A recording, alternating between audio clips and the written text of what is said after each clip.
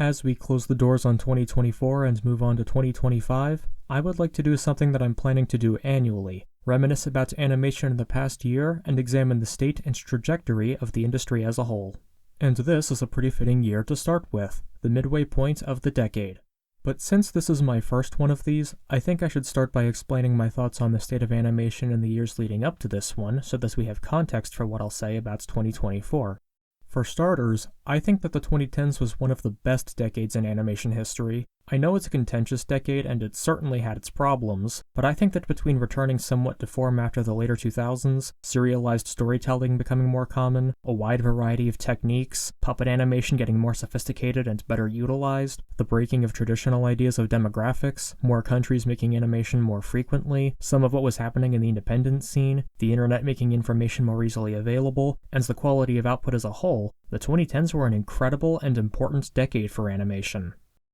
The 2010s left a lot of potential for the 2020s, but unfortunately so far, I think this decade has been a disappointment. It hasn't all been bad. We've seen more visual stylization, independent animation becoming more mainstream, and animation as a whole becoming more respected by the masses. However, I think the bad has outweighed the good. Some of the problems can be blamed on COVID bringing everything to a screeching halt for a while, but there have been other problems as well. Over-reliance on streaming and the resulting burst, properties being written off left and right, stagnation in just about everything but visual stylization, and an overall lower quality than what we saw in the 2010s.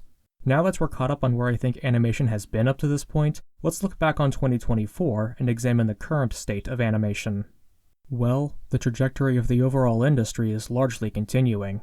Companies are still writing off projects or at the very least giving up on them without a proper chance if they're not overnight hits, not to mention removing things from streaming services. There have been an insane number of layoffs, people in animation and VFX still aren't shown respect, people are still only paying attention to already familiar IPs while simultaneously complaining about lack of originality, and things are becoming pretty stale with little variety in tone and style.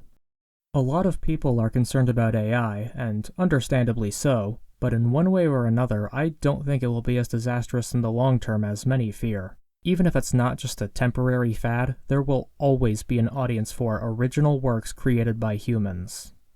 On the brighter side, animation is becoming more accepted by the masses and Hollywood, with even articles and mainstream news outlets talking about it, and animation is filling up the highest-grossing films charts more than ever before. What about my general feelings on the productions being output? Interestingly, I think that in terms of film, this has actually been a pretty good year for animation, but in terms of shows, it's been rather lackluster. I have yet to see any series from this past year that I thought was especially good. Let's look at some of the major players. Disney was more successful in 2024 than the few years preceding it, with both their own works and Pixar's doing well commercially and critically. However, they're still fairly stale, and you have problems like an over-reliance on established IPs. But hey, at least we have Chapek out, Jennifer Lee being replaced by what I consider at least a comparatively better choice, and Disney is supposedly working toward more traditional animation again.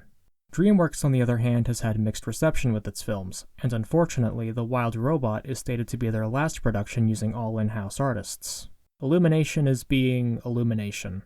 Nickelodeon is continuing several established franchises to mixed reception, and as far as I can tell, they're still treating shows and creators poorly. Cartoon Network has been relying on established properties to the point of having almost nothing original coming from them or Adult Swim in 2024. And Warner Brothers as a whole continues to be one of the worst regarded of the bunch thanks largely to its leadership, not just Zaslav, putting an unusually obscene focus on lining their pockets. I guess I should take some time to talk specifically about Japanese animation as well. I don't really like to treat animation from any given country differently than the others, but considering that Japanese animation has the largest output and is arguably the most mainstream producer at this point, it only makes sense to give it its own section. I did just devote a section to American companies after all.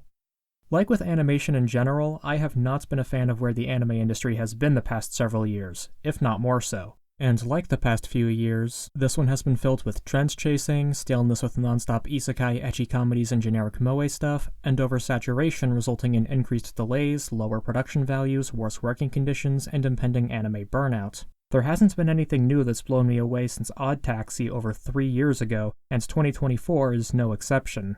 And while anime has undoubtedly played a big role in animation becoming more accepted as a medium, I wish it didn't get all of the attention, especially considering how underwhelming it's been these past few years. I'm also annoyed that it's now the hot thing to adapt well-known IPs to anime specifically rather than any other form of animation because of its mainstream status, even when other approaches would make more sense for a given property, or when a property has no right being animated in the first place. This over-reliance on Japan for media is an excuse for corporations to spend less money on their own productions, is giving artists in other countries less work, and is exacerbating the problems in Japan. So yeah, I can't say I'm really happy about the state of Japanese animation. I wish I could talk in depth about other non-English language productions, but it's pretty hard to get a hold of recent examples legally, so there isn't much I can say. Flow was good and has been doing surprisingly well, and some successful films from previous years finally got wider releases. As for shows, I really have no idea.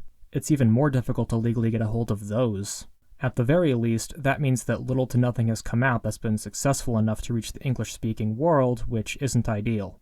I will say, though, that between things like Robot Dreams and Flow, it seems like we are slowly starting to see more eyes on animation from countries that aren't English or Japanese speaking, and that's a good trend. What about independent animation, though? That's seen a huge boom with things like Hazbin Hotel, The Amazing Digital Circus, Lackadaisy, and Monkey Wrench. Well, I'm glad to see independent works getting high production values and lots of attention. Unfortunately, however, I've been pretty disappointed by what is being produced.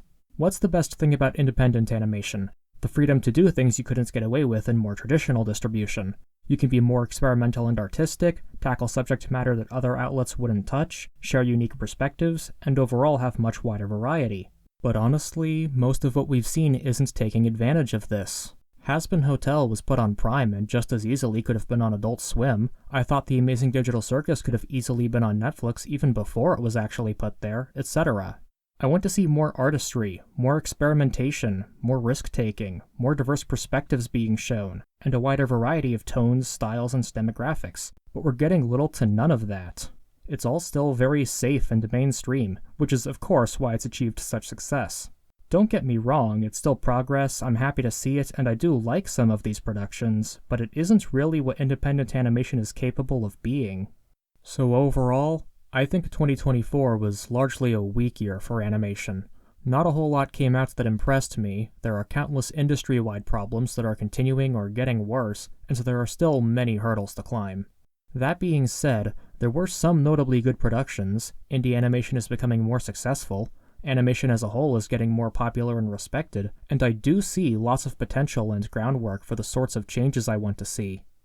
Looking ahead to 2025, I'm not sure what to think. There are fewer original productions than I'd like, but until people give more attention and money to original stuff, that won't change. As far as established properties go, some of the standout stuff includes The Day the Earth Blew Up finally getting a wider release that'll hopefully turn out well, Zootopia 2, which I'm worried about, but also somewhat looking forward to, the next entry in the Madoka Magica franchise, which I'm excited for, a remake of Winx Club that'll hopefully improve on the original, but could also be pointless, and things like Asterix and Geronimo Stilton getting more media. On the original side of things, we have Win or Lose supposedly getting released after numerous delays. Pixar also has Elio, which might be somewhat different for them. Almost nothing original on Cartoon Network. Julian, which doesn't interest me as much as Cartoon Saloon's output usually does, but I see potential in it. A new Laika production that hopefully won't also bomb. Lots of stuff from Netflix, including Phil Johnston's first film in a while. A 2D animated movie from traditional animation veterans. A film made using Unreal Engine that could change the trajectory of multimedia projects. An easily accessible show from Turkey, that's different. Continuations of ongoing indie series. Kyoto Animation releasing their first anime that isn't a sequel in years. And a bunch of other anime that looks like what I'd expect from Japan at this point. And of course, lots of other stuff I didn't cover. What do I predict the rest of this decade will be like? I think there's a good chance it'll be one of two extremes. Either the problems get worse and the 2020s could potentially become known as one of the worst decades in animation history, or the problems will be solved and things will turn around.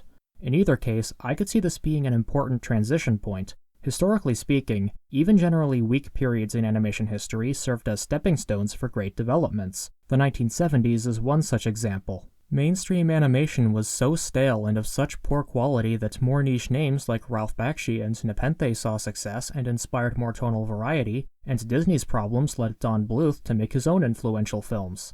In fact, I see a lot of parallels between the 70s and the first half of the 2020s, so maybe this week period will actually lead to an important turning point for the better. While the state of animation is currently looking pretty grim, there are hints of light in the darkness, and we could potentially be on the cusp of something great.